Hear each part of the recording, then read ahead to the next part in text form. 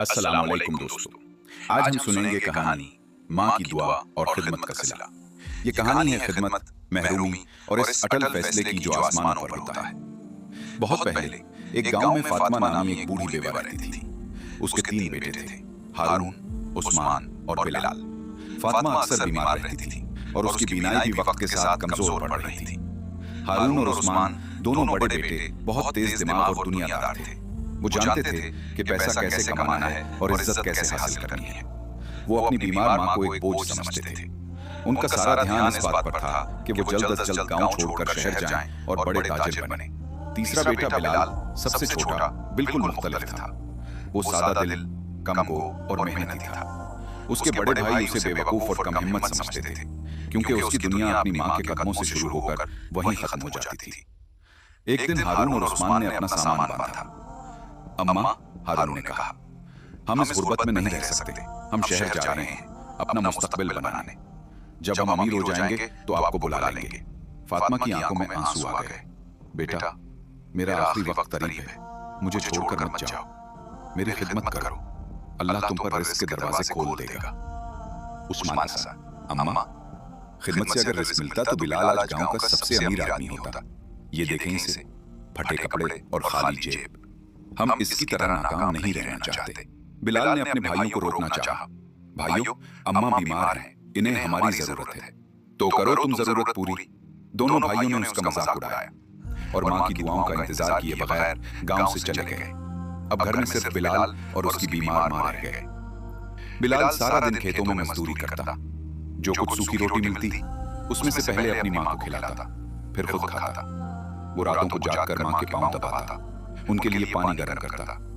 गांव वाले उसकी गुर्बत पर तरस खाते और उसके भाइयों की कामयाबी की मिसालें देते थे, जो शहर जाकर वाकई अमीर हो रहे थे। 2 साल गुजर गए।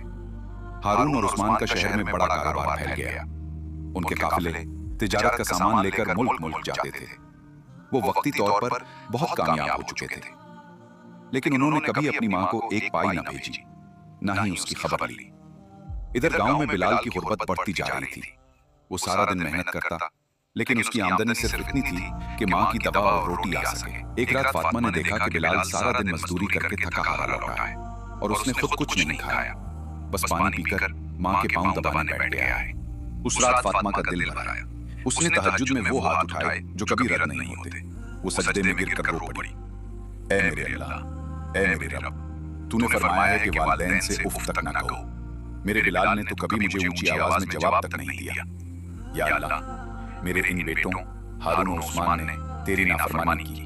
उन्होंने दौलत के लिए मुझे छोड़ दिया। वो दुनिया में कामयाब नजर आते हैं, लेकिन तेरी नजर में नाकाम है। और मेरे उस बेटे बिलाल ने तेरी रजा के लिए मेरी खिदमत की। दुनिया की नजर में ये गरीब है, लेकिन उसने जन्नत का रास्ता चुना है। ऐ मेरे मालिक, तू नबी करीम के उस फरमान की लाज रख ले कि जन्नत माँ के कदमों तले है। अगर मैं उससे राजी हूँ और तू भी उससे राजी है, तो उसकी इस खिदमत का सिला उसे इस दुनिया में भी अता फरमा। उसकी गुर्बत को मेरी खिदमत की वजह से अमीरी में बदल दे। माँ ने आंसुओं से दुआ मांगी और सो गई। अगले दिन गांव में एक अजीब वाकया पेश आया। मुल्क के बादशाह का काफिला शिकार के दौरान रास्ता भटक गया और तूफान में फंस गया। बादशाह का खास घोड़ा, जो उसे बहुत अजीज था, बीमार पड़ गया और उसकी हालत बिगड़ने लगी। काफिला भटकता हुआ इसी गांव में आन पहुंचा। शाही तबीब घोड़े का इलाज करने में नाकाम रहे। बादशाह ने ऐलान किया कि जो कोई इसके घोड़े को ठीक करेगा उसे मुंह मांगा इनाम मिलेगा। बिलाल के पास हिकमत का थोड़ा बहुत इल्म था, जो उसने अपने दादा से सीखा था। उसने अपनी माँ से इजाजत ली और बादशाह के सामने पेश हुआ। उसने घोड़े को देखा और जंगल से कुछ जड़ी बूटियां लाकर उसे पीस कर खिलाई। अल्लाह का करना ऐसा हुआ कि घोड़े ने चंद ही घंटों में आंखें खोल दी और वो अपने पैरों पर खड़ा हो गया। बादशाह ये देखकर बहुत खुश हुआ। उसने बिलाल से कहा, मांगो, क्या मांगते हो? बिलाल ने हाथ जोड़कर कहा, बादशाह सलामत, मुझे कुछ नहीं चाहिए, बस मेरी माँ अक्सर बीमार रहती हैं। अगर आप उनके इलाज का बंदोबस्त कर दें और हमारे लिए थोड़े से गले का इंतजाम कर दें।